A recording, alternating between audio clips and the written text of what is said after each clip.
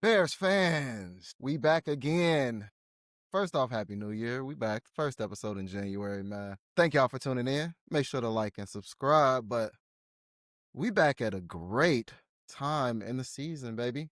Playoffs are here, and the Chicago Bears are hosting a playoff game this season. All right. You see it. You see what's up. Super Bowl Bears in the building. You know it's the boy Stera. How you feeling today, dog? Doesn't matter how I'm feeling. What only matters is what happened Saturday at 7 o'clock. Soldier Field, Chicago, Illinois, bear weather, football weather. I've been watching field goal kickers all day. I done seen field goal kickers lose the game. I heard all of the discord about our team. Nonetheless, we stepping with the steppers on with a chance. 5 more wins for the big one. Five? It's not five. Wild card, division, championship. Four wins left. Finish out this season. 6-7. All right, let's not do that. But 4 wins left, man, to get all the way. 3 to get to the Super Bowl. 4 to bring it home. All right, to bring the Lombardi Trophy to Chicago. All right, the first time since 1985. A lot of us weren't born yet. I wasn't. He wasn't. We weren't even alive at that point. We don't have any memory of a Bears Super Bowl. So to at least get one in our lifetime, that would definitely be a beautiful thing. I seen the Super Bowl chef. I've seen it too, and I'm sure a lot of us seen it. We heard it, but we didn't live it. It's different. It's different when you didn't live it. Now, finishing this season out strong, 11-6. All right. We're not going to say who correctly predicted that the Bears would go 11-6, but they didn't go 11-6. Thank you. Ben Johnson said it at the beginning of the season when he got hired. It would take 11 wins to get to the playoffs in this division, in this conference.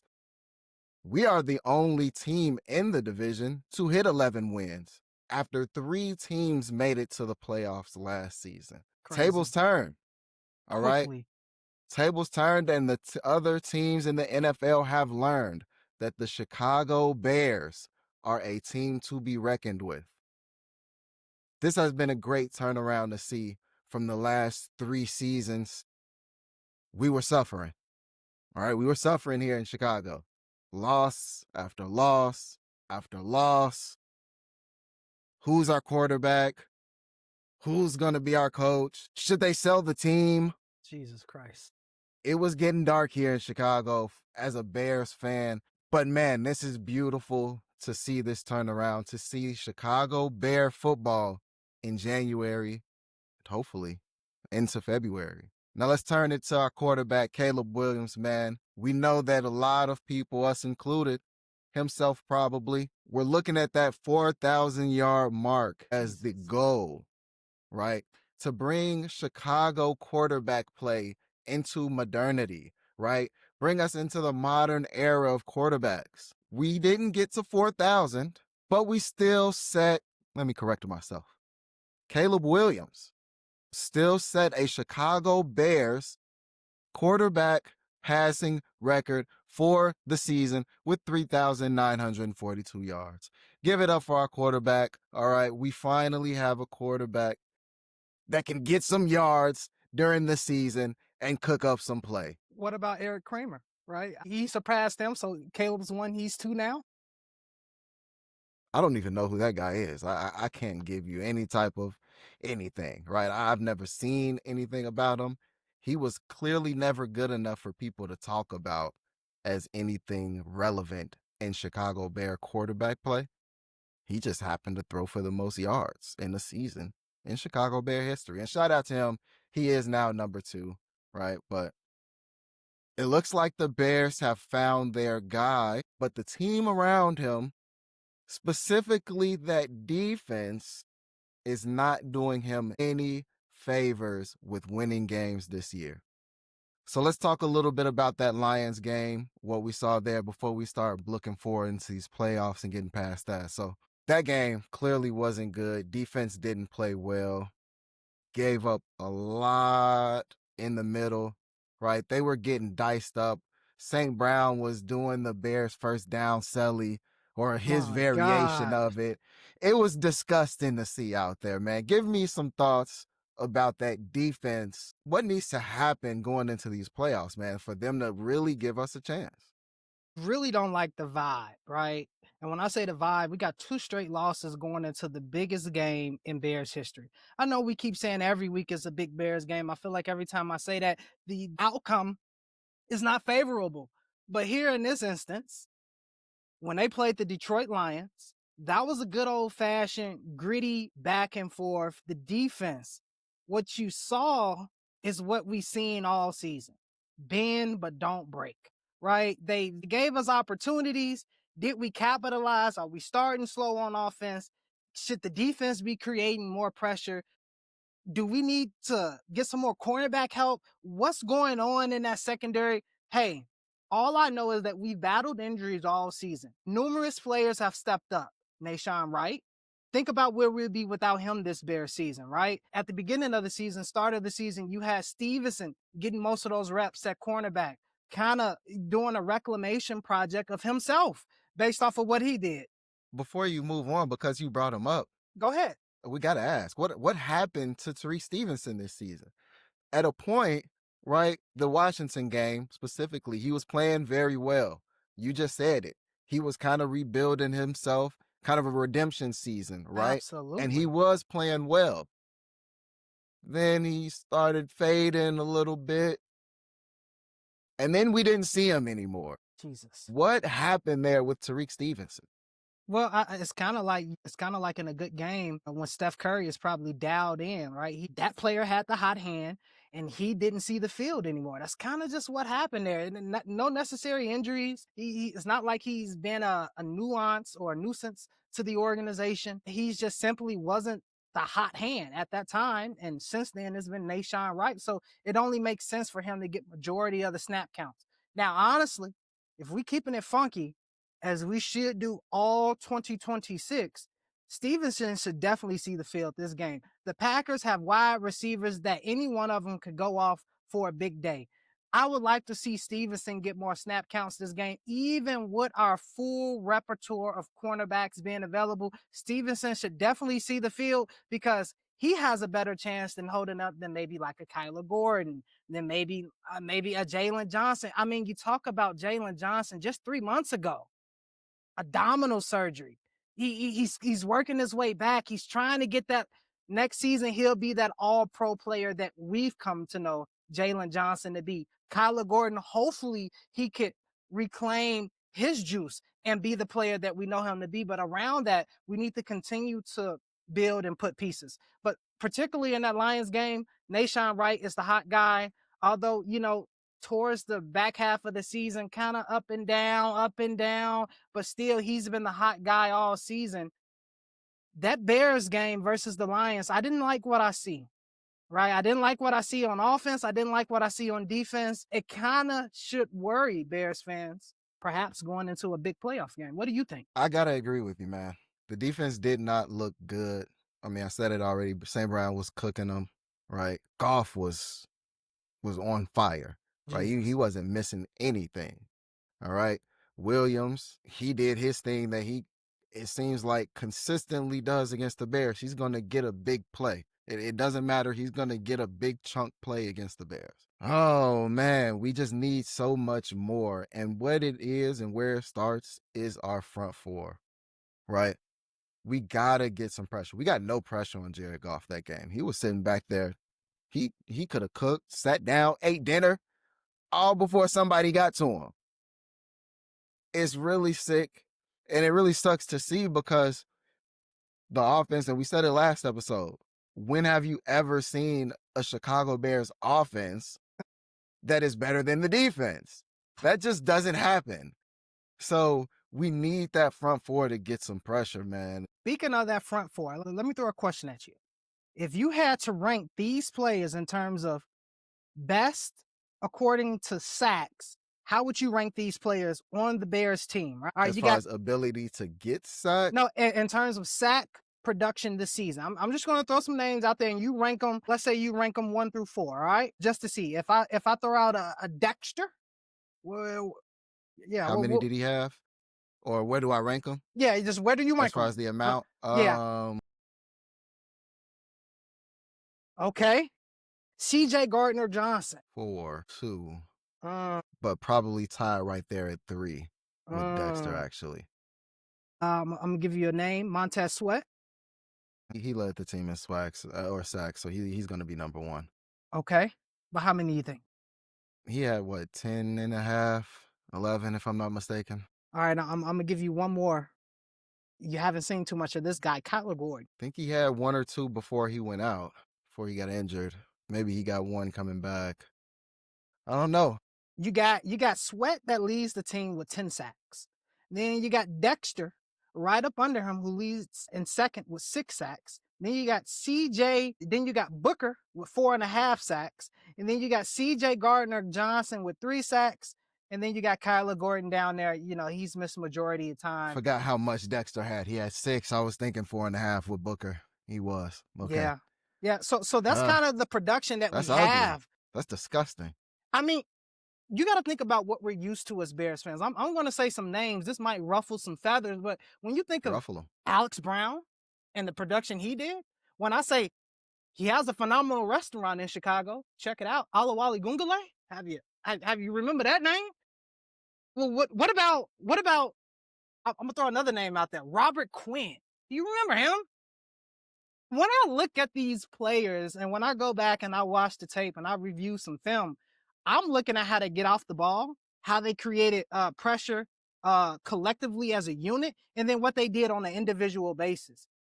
I don't know if the question should be, do we need to revamp our whole unit to create pressure, or should there just be a swap out of maybe one player on that defensive line for another to kind of rev up the havoc creation? I don't know. There's a lot of rumors out there. Max Crosby is looking for a new home, as he's been looking for all season. The Raiders said he wasn't available, that they say he's available. Does he want to rebuild with Raider Nation, or does he want to come and be a part of, Bear Nation 98, looking good in the blue and ready to create havoc because we have a team that's ready to win now? These are the things Ryan Poles needs to think about, Kevin Warren, Ben Johnson, and what would that do for Dennis Allen on the defensive side of the football? Probably help him sleep a little bit better at night. You ain't never lied, man. We definitely need some help on this defensive line, and we'll definitely be talking about all the possibilities for the offseason once we get there. But first and foremost, we're going to enjoy some Bears playoff football, man. So let us know down in the comments, man, what y'all think. What do you expect to see from the defense against the Packers, man? Will they actually show up and hold, or will the Bears be having to get into a shootout and put some points up on the board again, man? Let us know in them comments. But now that we're talking about these Green Bay Packers versus the Chicago Bears, man, NFC wild card playoff round. Yo, let's talk about it, right? 3 games. 3 times we saw them in 2025. The Bears went 2-1. Bears went 2-1 against the Packers in 2025. I'm not all right. surprised. And guess what? They're on track right now to go 3-0 against them next season. Will it be 4-0 with another playoff game? Who knows? But starting the year out, hopefully, with a victory and a sweep going into the 2026 season, what do you see happening going into this game? Again, knowing the history leading into it, with the Bears kind of taking the reins a little bit from the Packers in this rivalry. Yeah, I mean, it's very interesting here. You got one game that decides the fate of the season. So I think history here is kind of outdated, right? We can look at all the history that we want, but usually when you have a rival game for everything on the line, it doesn't matter if you have a lesser opponent or if you're the dominating opponent. Just the simple fact that it's a rivalry, each team will rise to the occasion. So you got to prepare. You got to be prepared for that Packers team to be ready to play. But then you got to kind of look at what the Bears have done all season. What is the mental makeup of Ben Johnson? How do players respond to losses, and what is their adversity meter? Now, if you want to get into the stats, I have some for you, but lay them out, dog. I don't know if they're going to make much sense because they're confusing to me, but I'll give them to you. I'll give them to you. The stats say that we are a better road team than we are at home. But the stats also say that we're 6-2 at home, but we went 5-4 on the road. How could the stats say different things, but kind of the same thing? Confusing. The stats also say that Caleb Williams has done better at home than he has done on the road. Now, you may be thinking, well, yeah, that kind of makes sense. We have more home victories than we do on the road. But you got to remember, some of those road victories or some of those road losses, can you really put them on the offense?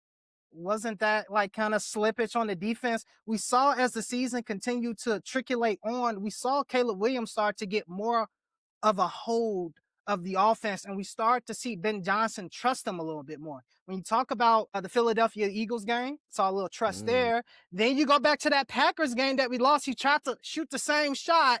Probably should have just chose a different angle or put a little bit more juice on it. The trust is there between Ben Johnson and Caleb Williams is essentially what I'm getting at. The stats say that we're 6-2 at home, but we actually play better when we're on the road.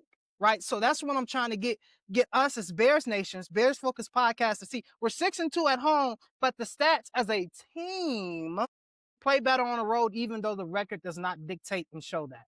So here we have a lot to be concerned about. But again, one game, you throw all the stats out the window and you just go man for man, quarterback for quarterback, running back for running back. And I think holistically as a team, we have the pieces we need to come out on top.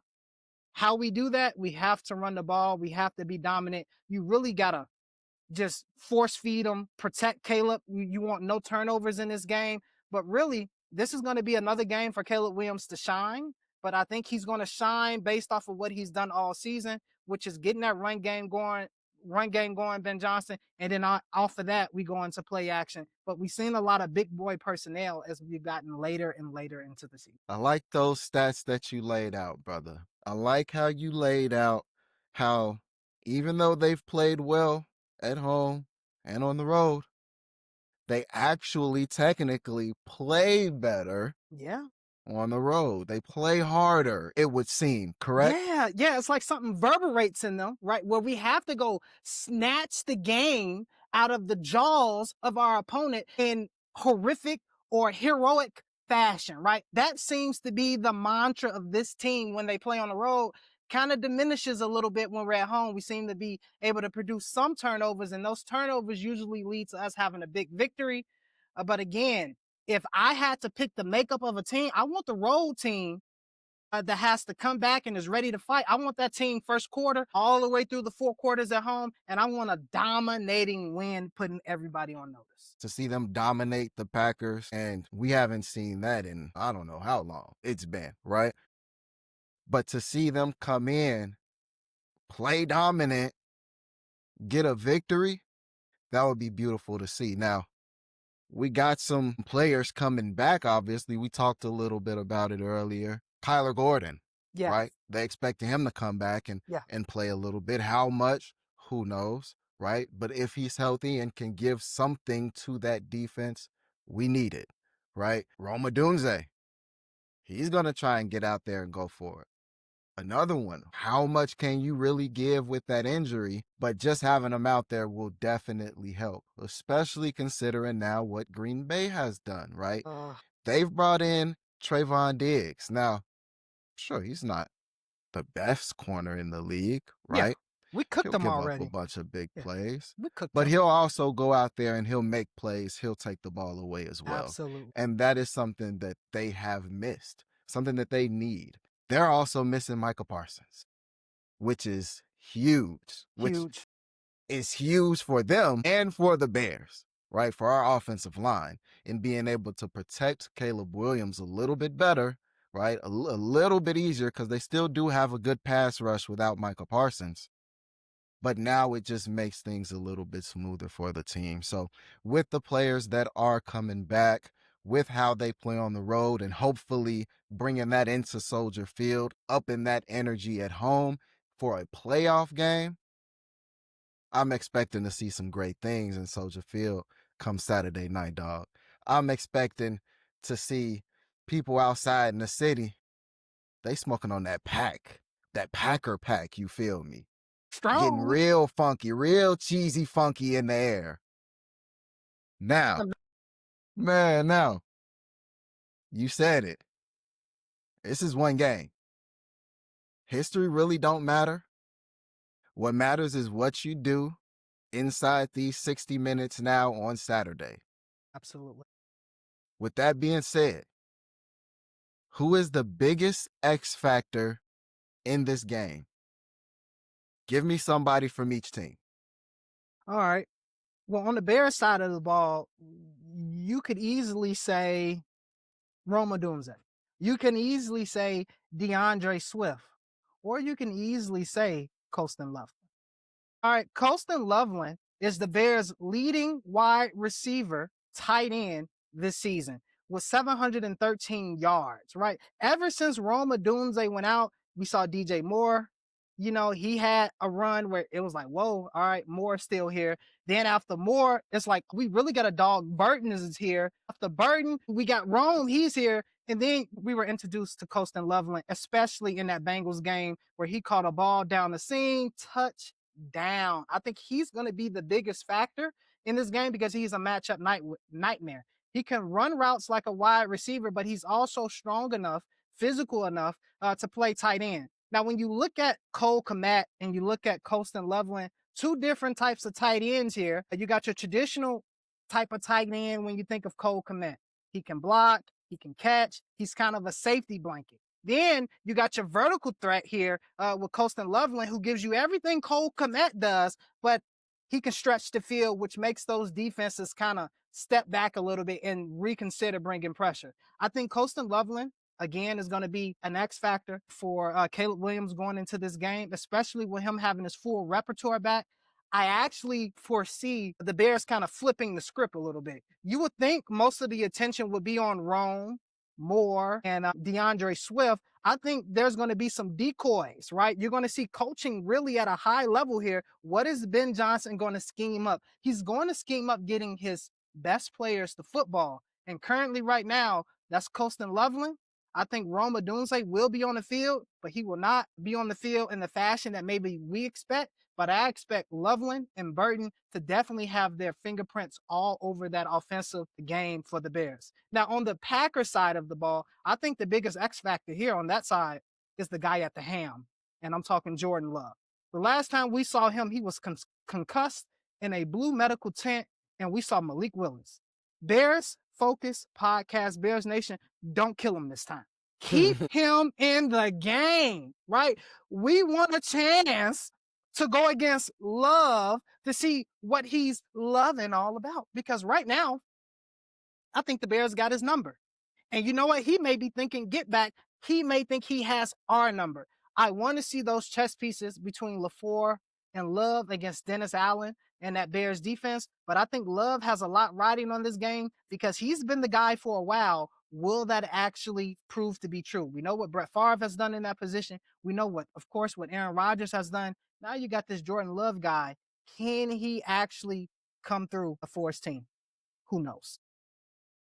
All right, all right. So we got Jordan Love and we got Colston Loveland as your X factors for this game, man. So if you notice, it's a love theme in there. Both of them, I Ron see, Land. I see. It's a lot of love in the air. Love is everywhere, right? Shout out to Pharoah Saunders, man. But yo, for me, biggest X factors in this game, and I'm gonna start with the Packers side, man. Talk about it. FGB, throw that in the comments for me, people. Talk about it. Biggest X factor on the Packers side is going to be their new pickup, Diggs. What? And that depends, one, on a couple things. One, how much he sees the field, right? We're expecting him to be the replacement for, who's the guy, Nixon, because he hasn't been good. So he's one. But if he's not seeing the field much, right, then it's going to be Rashawn Gary. What a good one. He's going to have to be the guy now that takes over and getting to the quarterback and disrupting that passing game, that offense, right? And he's done it before, right? Before Micah got there, we saw him back in the Bears' backfields causing trouble, right? Giving us problems. We are not unfamiliar with his game. Or not. So that's something that the Bears need to be prepared for. Like I said, it's great that Micah is not going to be playing, but we still have the rest of their defense to worry about. And this is still a championship level defense that we still have to worry about. Now, on the Bears side, Keep it I'm going funky. to give another two. But it's really just one. Keep it funky. Austin Booker and Montez Sweat. So maybe the defensive end position as a whole, if I may, right? We're going to go basically the same thing. We talked about it with the Lions game, right? No pressure on Jared Goff. In the Packers games, we've seen a little bit of pressure right on Jordan Love, but not enough to really hinder him because he's still thrown for what? 6 or 7 touchdowns against us this season. So it's not doing much. We need to get more. And over the games recently, the last 4 or 5 games, it's been Austin Booker that you have seen the energy from. Even if he isn't always getting home, you're seeing that energy. You're seeing that drive. You're seeing that push to That try and motor. get there. You're seeing it, right? And we need that. We need that energy to flow through the rest of that defensive line and the rest of that defensive end position. Sweat has to step it up, right? Yeah, you got 10 sacks this season, but there's another dude that got 23 of them things this season, right? You got to step it up a little bit. We need to see at the very least in these playoffs, depending on however long this playoff run is going to be, we need to see him average a sack a game. A sack a game. And it's only 3 or 4 games that they're going to be playing, or just one. Is that possible? I think it's definitely possible. I definitely think it's possible. He just got to get out there and want it, man. And I watched his press conference and getting up there answering questions. It's clear that he's played through some injuries and different things this season. Even if it hasn't been anything major to keep him out of games. Yeah. Hey, we're at the point in the playoffs where nobody is fully healthy. Nobody's 100%. Everybody's got some nicks, some bruises. Got to get out there and play tough. We want to see playoff victories in Chicago and hopefully a Super Bowl parade, a championship ceremony, right?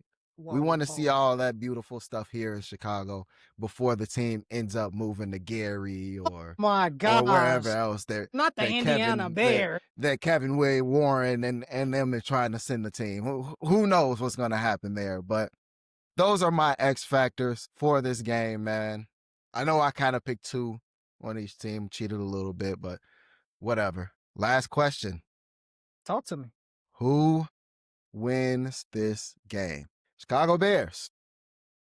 With all of their issues on defense this season, having the ability to really play with anybody with how good the offense has looked, the number 2 rushing offense this season, Cardiac Bears, the most wins when down in the 4th quarter this season? Or is it going to be the Green Bay Packers who come in with their own issues and injuries on defense, right? Quarterback just coming back from a concussion after missing the last 2 games.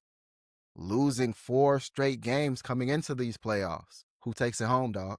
I mean, this is not a difficult question, but again, if you bring in the analytics, you bring in the stats, it makes you go, whoa, is it really that difficult? But the simple answer is bear down. Now, here are the things you kind of want to look for in order for that bear down to be just 100% true. How we start the game, the stats say that we're a horrible team when it comes to the start of games, right? In the beginning of the season, we were kind of producing points, but as the season went on, that didn't pan out so well. We actually became a better second half team that makes the adjustment and comes back and again, jaws of life, getting that victory. So again, what you want to see from this Bears team in order to get that win and walk away with that win, you want to see them start fast, right? In addition to seeing them start fast, you want to see how Caleb Williams reacts to being pressured. I anticipate the Packers try to pressure him. I anticipate the Packers try to confuse him. But I also anticipate that Ben Johnson has already prepared him and he's prepared himself for this moment all season long. Again, one fact that I continue to harp on with Caleb Williams is that he is phenomenal under pressure. I didn't say great. I said phenomenal under pressure. When the game's biggest moments, right? He is a home run hitter. He's a Barry Bonds. He's a Sammy Sosa, right? He's all of these different types of players, but he's actually a producer under chaos, right? Again, is he the Iceman? Is he really human? But can he deliver under pressure when the pressure and the moment is at its biggest? I think we can rest assured we have our quarterback. There is no discord there. We have a team. There is no discord there. We have a victory in our hands. The only way we could lose this game, through my eye vision, is if we give it away to the Packers, and I do not foresee Ben Johnson doing that, especially with a competent QB at the helm. Okay. I feel you. You're right. It's not tough, but it also is tough, right? This the playoffs, dog. Yeah. I haven't seen the Bears in the playoffs. 2020, all right. I know as fans, we like to go all the way back to 2018. That 2020 season, really kind of a blur. I don't think anybody counts bubble seasons. But new team, new coach. And as a Bears fan, this is uncomfortable going into a playoff game relying on your offense and not your defense. But we're number one in takeaways. But have given up the most yards, given up almost the most points. We can't stop nobody passing the ball. All right. And we're going to go against some good quarterbacks in this playoff. Jordan Love, as much as we hate the Packers, FGB, he is a solid quarterback. No. He's solid. I didn't say he's good, didn't say he's great. He's solid. All right. And he has cut the Bears and diced them up. So it is tough. And I expect this to be a very close game. 100%. But you know where we going, Bears fans. It's Chicago. All right. Bear down. Chicago. Bears win this game 27-24. This will be one for the books. Make sure you get your popcorn. Make sure you're at home in front of that TV, at the bar, you with the homies, wherever you're going to be at. If you ain't at Soldier Field, make sure you are locked in for this game because you do not want to miss it.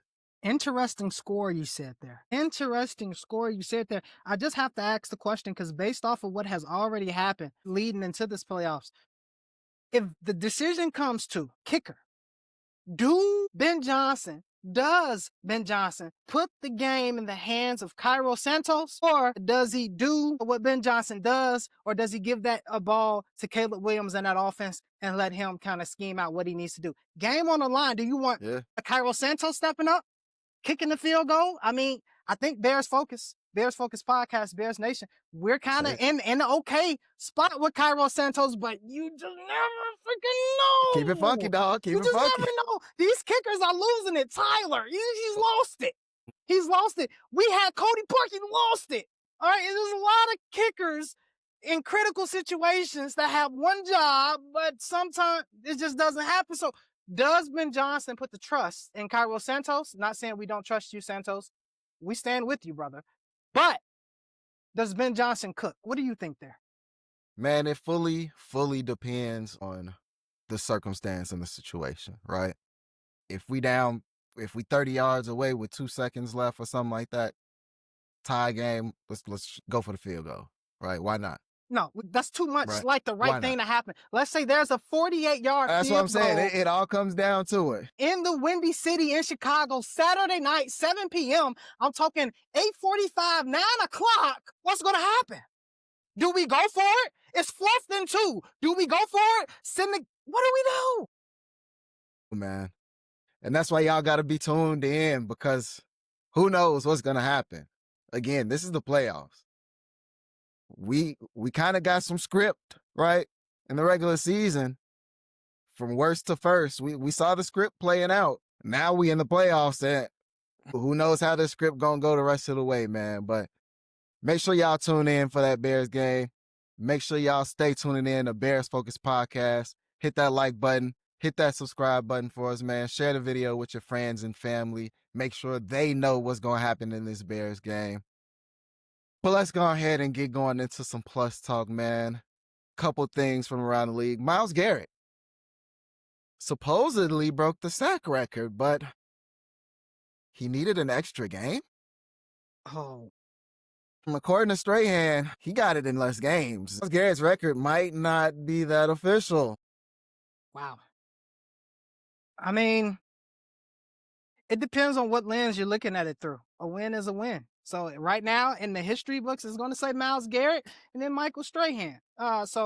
I mean, or you know what, TJ Watt is up there. Like there's so many different players that are up there True. that had it, but currently right now the record books will say Myles Garrett. So you have to give it to him. He can't control what people do in the higher ups. He had an extra game to get it done. It would have been way more official if he got it done in 16. Nonetheless, 17 games, still a phenomenal feat.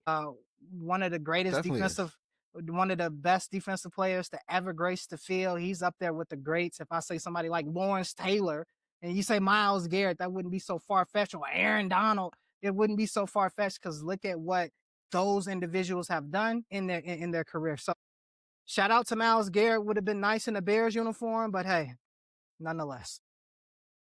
It was very interesting hearing Strahan talk about the record, because hearing the guy, Mark Gaston or whatever his name is, who had the record originally, and how messed up he was, seeing the videos of him, approaching Brett Favre and stuff about it.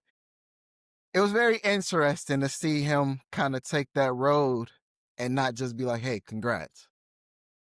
But let me lay this out also, because this was very interesting to see. As far as the snap count. Now, who else did you say had that record? TJ Watt? He had 616 snaps. It took him to get that record. Pretty good. Michael Strahan, 567 snaps, right? In 16 games. Okay. That's pretty good as well. Yeah. Then we got Myles Garrett, who played 17 games. He only had 437 snaps. 437 snaps. Now, we got to throw the caveat in there. Obviously, his team was not in a lot of those games, so he probably was not playing a lot, which brought down that snap count.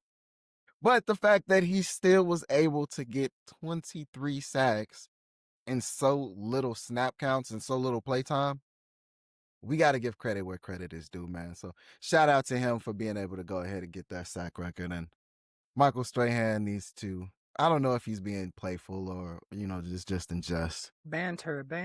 Yeah, I don't know how serious he is about it, but nonetheless, it's also been a bunch of coaching changes. We ain't going to get too much into that. Do you think they really there's let going to be Tomlin? more. Do you really think they would have let Tomlin go if he lost that game? Honestly, we going to talk about the coaches in the offseason, but I think they still might let Tomlin go, right? I think they still do. Season didn't go that well, man. It just wasn't all that. So we'll see what comes, what else gets open from these coaching positions once the offseason officially gets here. Right now it's 7 teams, which is, I think, about the average. So let's see who else gets let go there in the coming months. Now, before we get out of here, dog, NFL playoffs, wild card weekend. Let's go. It's a good one, baby. Let's start off with, very annoying to me, Saturday playoff game. Let's touch on that. Hold on, wait a minute. Go ahead. I just have something to say.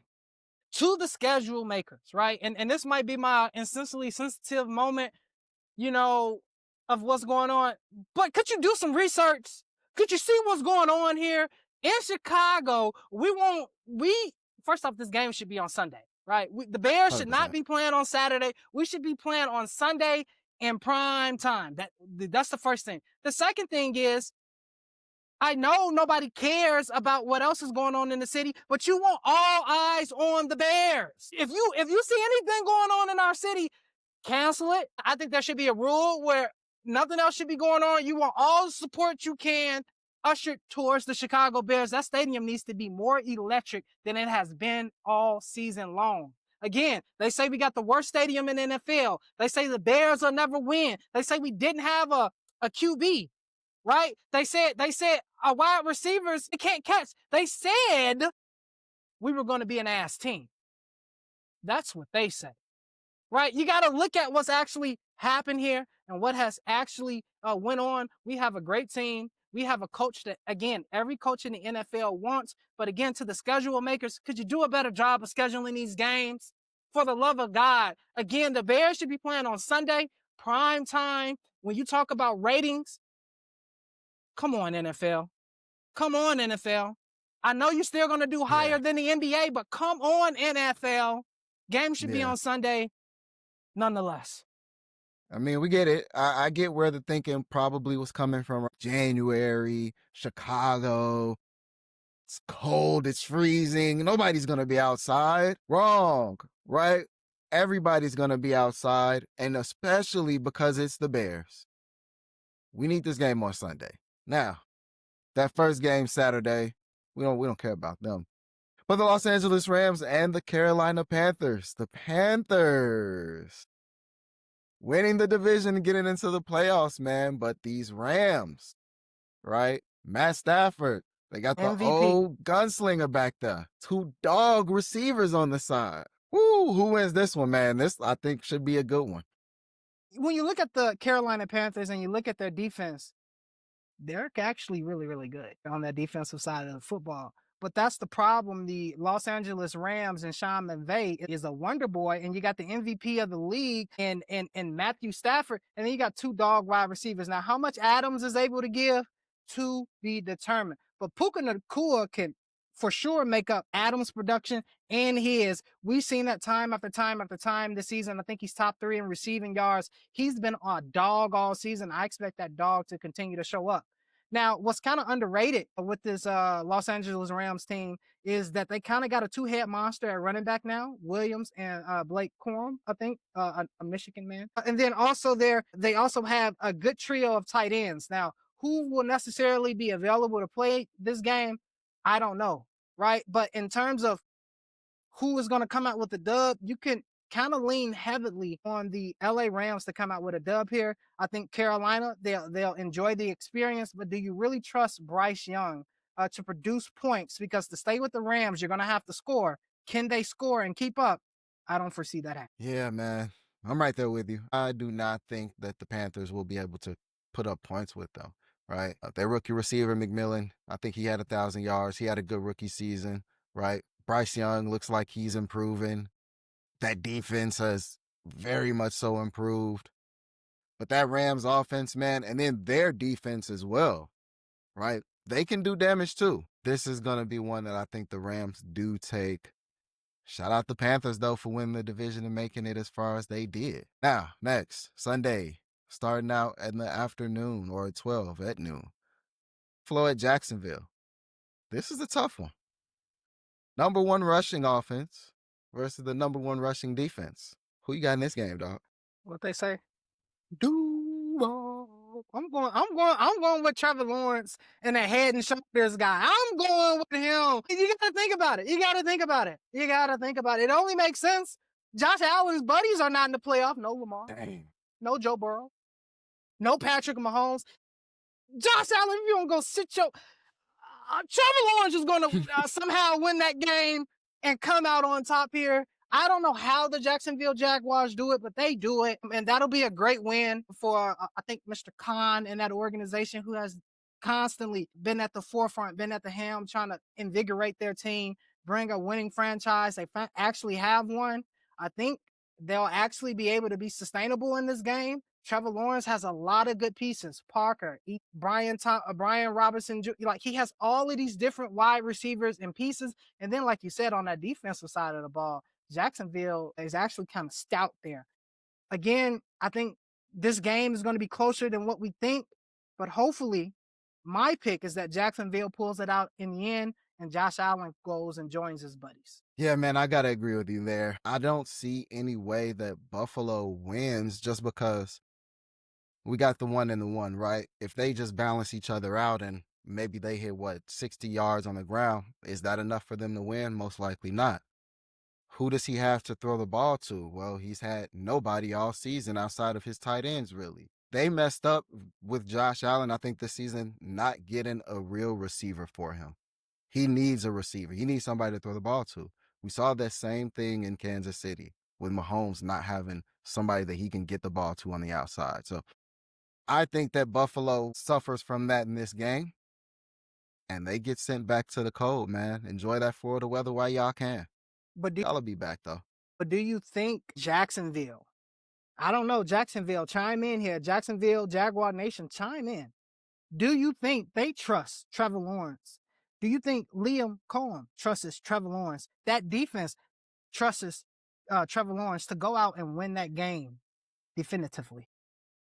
I can't say, right? I can't say. I'm not tuned in to the Jaguars fan base or even their team to say what they feel about Trevor Lawrence or the defense.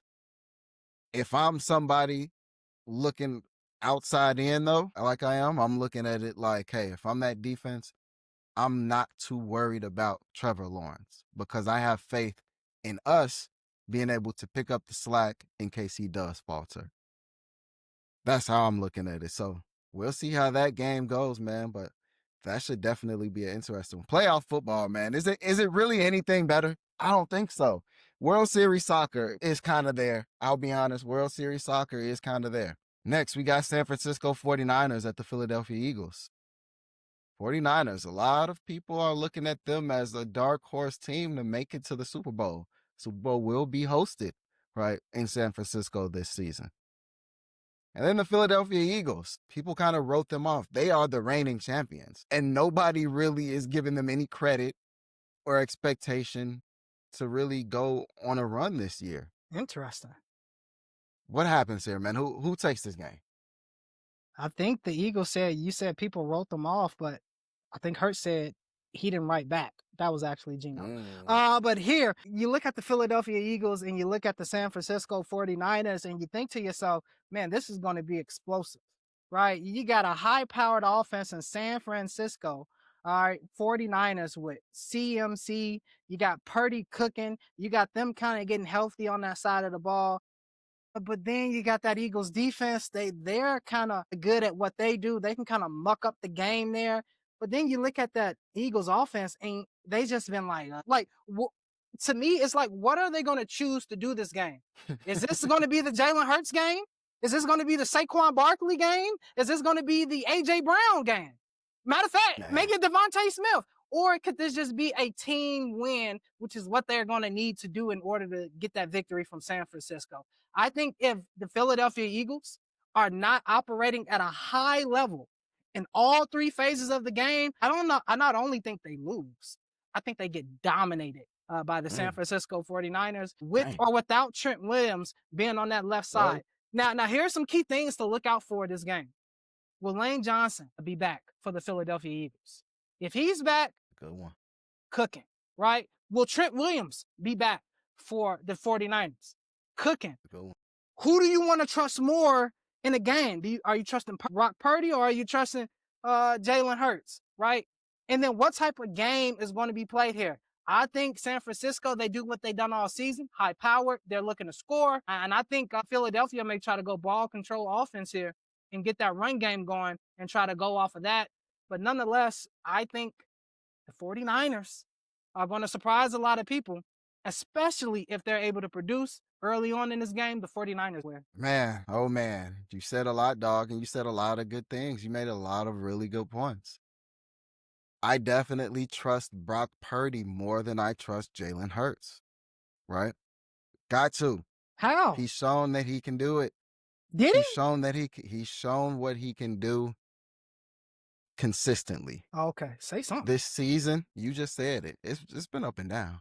We don't know what offense we're going to see from these Eagles. We don't know if they about to come and drop a 40-piece. We don't know if they about to drop 7. We don't know what version of their offense we're about to get. But we do know what we're going to get from the Finners. We know they're going to feed Christian McCaffrey that ball. We know he's going to put up points. We know that Brock Purdy is going to be accurate and getting the ball out to all of his different weapons. Will George Kittle be back playing? Right? Will he be back out there? That could be a big boost for him. Trent Williams, will he be out there? That could be more of a boost for them. So I got to go with the 49ers again as well, man. I think that this just wasn't the season for Philly. They had a good season, right? The first team or the only team to consecutively win their division this season, right? To repeat as division winners, but the rest of the division was just weak. If somebody in their division was strong, they don't win it. So shout out to Philly, man. They went through a lot of adversity this season, but it's gonna be a new team there next season. Rounding out Sunday, we got the Chargers at the Patriots. All right, Justin Herbert, that Los Angeles Chargers team coming in banged up. It kind of sucks for them. But then we got New England with the possible odds-on favorite MVP in Drake May. Who wins this game, dog? You know, the last time we saw Justin Herbert in the playoffs, horrible. But then again, I think that you got to kind of play devil's advocate here. They're coming into this game, the Chargers, and their quarterback has literally one hand. His other hand looks like this all game. All right, so if I'm thinking playoff football, if I'm thinking Malcolm X, any means necessary, I'm thinking, hey, he has one hand. If I break that one, he's probably going to be out the game, right? I'm pretty sure they're having these discussions during the game, the playoffs. Break the man's hand. Nothing's off limits here. It's all right. It's healing, but can they irritate it? Can they break it again? Yeah, kind of one of those things. And then they have to go to Trey Lance. So here, I think Justin Herbert, did he learn from last year's mistakes? Is he healthy enough to win a gritty game in the playoffs? Question is, we really don't know. But what we do know is that the New England Patriots are a good team. We know that the New England Patriots come from a winning culture. We know that Mike Vrabel has been here, done that before. And we know that Drake May, he is one of the favorites for NFL MVP this season. And he's been cooking it up all season. And they just have a great repertoire. So here, you can expect a physical game. I think that defense will come to play. Hopefully, they don't get themselves tired out. But you got to go with the just favorite here based off of what's been done all season. That's been the New England Patriots. That's where you should stick with. That's where you should probably place your house bet on. But don't count out the Chargers because who knows? Maybe they did learn from last year, and Harbaugh could very well be the one to get this team over the hump. Man, for me, this truly, truly depends on health, man. And will the Chargers be healthy enough on their offensive line to protect Justin Herbert, right? Just to give him a little time to get the ball out. I don't know. And it doesn't look like they will be. And I think that that's going to really just kind of be the ceiling for the team because of injuries. So with this one, man, I'm going with the Patriots. I'm going to keep it short, sweet here. I'm going with the Patriots to win this game. We'll see what they do in the next round. But I think that the Chargers just don't have enough because they're so hurt and banged up. Now, finishing out with a Monday night game, finishing out this wild card round. Houston Texans at the Pittsburgh Steelers. Ooh. Pittsburgh, man, they got lucky. They literally squeaked in to the playoffs because the Ravens got a rookie kicker. And then Houston, they started to get the season out very, very slow. People wrote them off. They're dead in the water. The Colts are running away with the division. And look at them now. In the playoffs, Colts sitting at home, all right? Who would have and they have a really, really good defense that honestly can take them to a championship game, if not the Super Bowl. What do you see in this game, dog? Well, the mantra is that defense wins championship. And if we're going off that mantra, Houston has more than enough to win this game. Just based off of their front four alone, they cause so much havoc. You're talking Will Anderson Jr., you look at motor, you look at players, you look at a young guy who really wants to get after it, you think him. And then you think Danielle Hunter, right? This guy had, 14 sacks again? Is he aging? Can't stop him. What? Is him and LeBron doing the same treatment and therapy? Because how are these guys at this age still able to produce at that high of a level? The Texans have enough to win. They seem to have figured out a strategy here to kind of keep C.J. Stroud upright during the back half of the season. Again, I think the Houston Texans have enough to win versus the Steelers because you don't know what's going to happen with this offense. Can Aaron Rodgers turn back time and go off to playoff Aaron Rodgers? I remember a call. I was somewhere getting some tacos, and all I hear on the TV screen is Aaron Rodgers throwing a 70-yard, 80-yard bomb. I think it was versus the Arizona Cardinals for a dub. And person came down with it, caught it. One of the best things I think I ever saw before in my life. Is that Aaron Rodgers going to show up? Does he have enough weapons? DK Metcalf will be back bearing no punching incidents. And then you talk about Jalen Warren in that backfield with Gainwell. Do they have enough? Do you trust Arthur Smith and Aaron Rodgers, or do you trust DeMarco Ryan and that Houston, Texas defense? H-Town, stand up. Hey, man. I don't know. This is one of those ones where if you try and look at the script, right? Aaron Rodgers, Yeah. the end of his career, right? Yeah. Well-liked quarterback, winning quarterback, 3-4-time MVP in the league. 4 times. Are we going to just send him out so unceremoniously when we sent Tom Brady off into the sunset? Then you got the Texans, right? Young team. Neil Hunter ain't as old as you made it sound. He's only 31. He's younger than you, which is crazy. Whoa. What you saying here? I'm just saying facts. Is that fact? It is facts. Okay, well, we'll talk about it. but with that defense and that team that they have, right? How well they play together, Stroud and Nico Collins, the chemistry that they have, right? Then those two linebackers, Hunter and Anderson. Then you go to the secondary, right? You got Petrie back there, and you got Stingley at the corner position, Shair at the linebacker spot. And Stingley, you have somebody at every level for this team. Stingley is one of the most underrated cornerbacks in the league today. He is shut down material. 100%.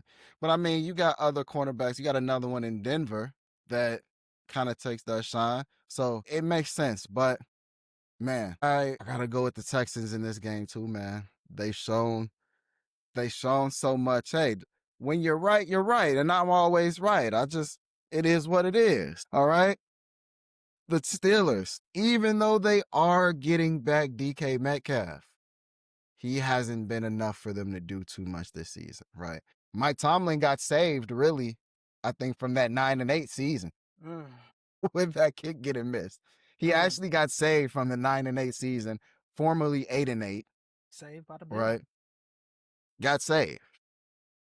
But I don't think he gets saved this time. And like I said earlier, I think that he's going to be another one of those coaches that gets added to, the chopping block with that opening coming up there in Pittsburgh. So Texans take this one, move on to the next round. And man, I think we're in for a good weekend of football, right? A good first round of football. I think it's going to be beautiful. So fans, man, let us know down in them comments what y'all think. If your team made it to the playoffs, right? Will they win? Or will they be back home with you guys? All right, chilling, waiting for next season. Bears fans, y'all know what it is. Let them know. Bears will be moving on. FGB. I need to see FGBs in the chat from everybody down there in them comments, man. Thank y'all again for tuning in. Still, any last words before we get out of here? Again, Bears Nation, Bears Focus Podcast here. Big game coming up here on Saturday. All right. Right now, the city is quiet. Everybody is just going about their business as normal. But as we continue to move closer to that game day, 7 o'clock Saturday, Chicago, Illinois, we want to see a team that we haven't seen all season, and we want to see a team that we won't forget. And that's going to be the team that puts belt to ass on the Green Bay Packers in dominating fashion. And we walk away not with a Super Bowl victory, with a playoff victory as we advance on to the playoffs. And the city is electric from there on out. So get your popcorn ready. get your drinks ready, get your Green Bay pack ready, Yes, because sir. it's going to be one. Now, I'm just going to let you guys know right here, right now. Hey, you want me to keep it funky? I'm going to keep it Keep it funky. funky. If anything other happens than what we just described and went over here, you won't see me for a couple of days. I'll be sick. I will be out of office. I might not even be in Chicago. Not kidding you. So again, a lot is going on here. That could just be my heart. Who knows? It's a lot going on here. All I can see is the Bears winning this game in dominating fashion. If anything other happens than that, I'm going to have to go check the script at the NFL office myself. Man, so that's it for us here, y'all. Bears Focus Podcast, baby. And until next time, as always, bear down.